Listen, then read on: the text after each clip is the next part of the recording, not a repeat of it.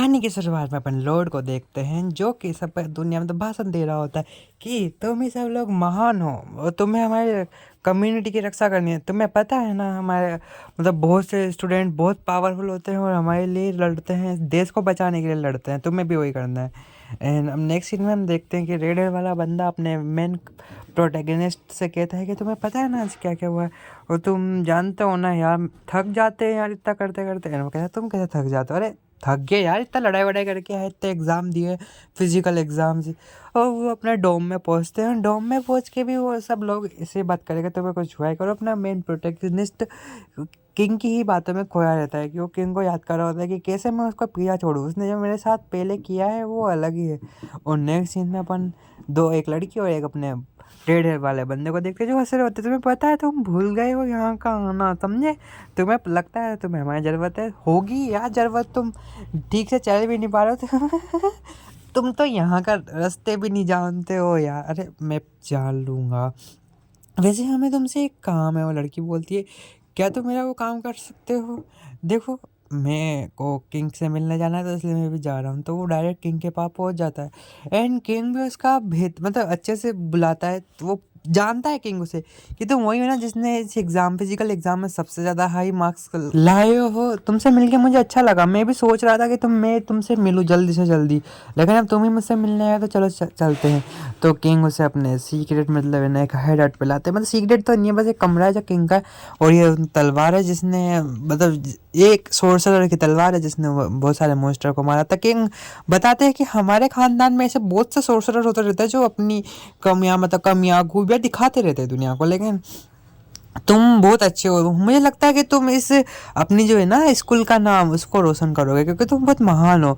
मैंने तुम्हारी ताकत का छोटा सा नमूना ही सही देखा है, लेकिन मैं नहीं चाहता ये हमारे खिलाफ हो। तुम बस ये ध्यान रखना, तुम अपनी कंट्री अपने राज्य अपने उसको भी आमंत्रित रहो और तुम उसको ही क्या कहते हैं उसके डिफेंस में रहो, ठीक है?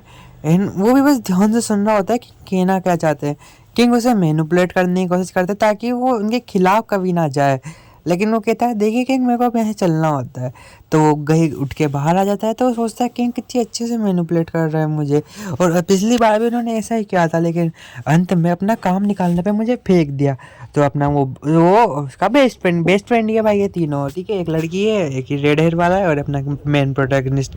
वो खाना खाना आता है भाई। खाना देख के तो रेड हेयर वाला कहता है यार खाना तो मुझसे आलिशान वाला है यार, पहली बार देख रहा हूँ, खा सकते हैं। अरे अपना मेन प्रोटैगनिस्ट खाना यार, तो बकवास मत कर, चुपचाप खा और तमीज़ बना रहा। अरे कैसी तमीज़ जब इतना सारा खाना पड़ा होता है, ठीक है? वो लोग खाना खा चुके होते हैं, वो लोग बस ऐसे फालतू में बात कर रहे होते हैं कि अब नेक्स्ट एग्जाम पता नहीं कब होएगा अपना, और मॉन्स्टर आते कहाँ से, ऐसे कुछ बातें कर रहे होते हैं। और नेक्स्ट सीन में हम देखते हैं कि ये दोनों बेस्ट फ्रेंड घूम रहे होते हैं, उन्हें कहीं से कुछ आवाज़ें आती है। तो रेड हेयर वाला कहता है अरे हाँ शायद उधर से आ रही है ग्राउंड से। तो कहता है चलो चल के देखते हैं।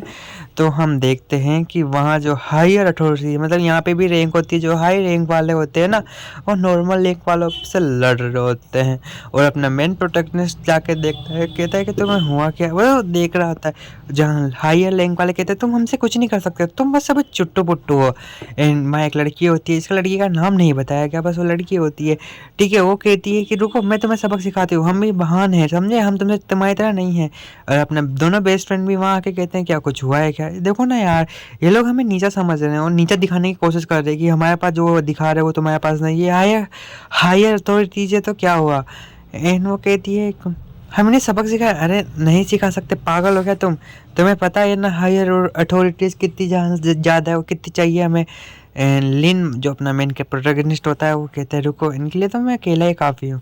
एंड वो सब शो को जाते हैं भाई के क्या रहा है, ये हायर है, वो उनके पास पावर्स भी ज़्यादा हो गए, सब कुछ ज़्यादा होगा। और वहाँ का सीनियर आ जाता है, हायर अथॉरिटीज़ का सीनियर आ जाता है।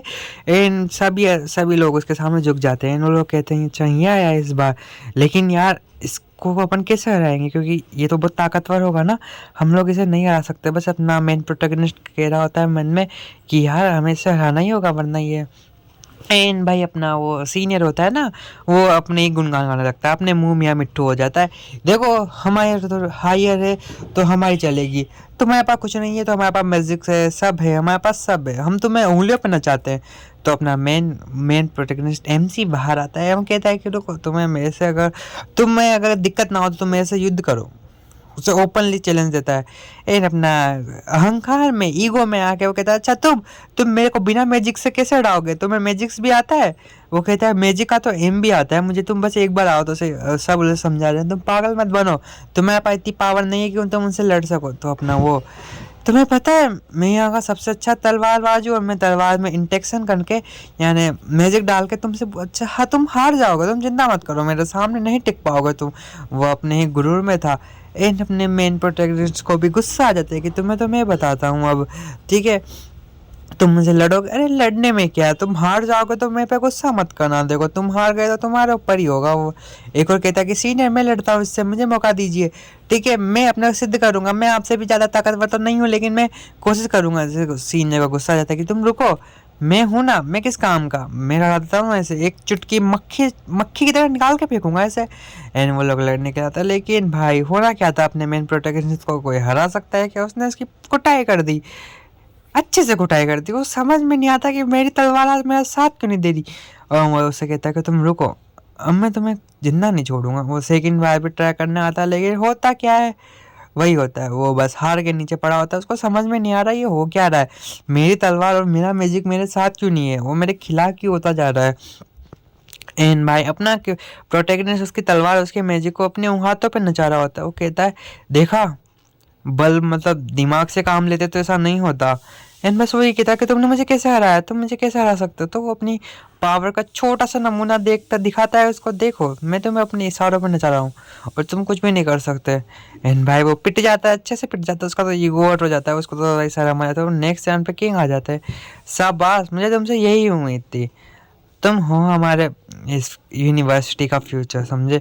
एहन भाई वो उस पर तो सोचता है लड़ाई इसने चालू करी होगी, लेकिन सारे लोग उसको समझाते हैं किंग ऐसा नहीं है, उसने पहले शुरुआत नहीं करी, उस किसी और ने पहले शुरुआत कर दी, वो हमें निंजा समझ रहे थे। जो है किंग कहता है अरे कोई बात नहीं, लेकिन सब लोग अपने जिद पड़ जाते हैं। तो ये थी स्टोरी, बाबा टाटा सी यू।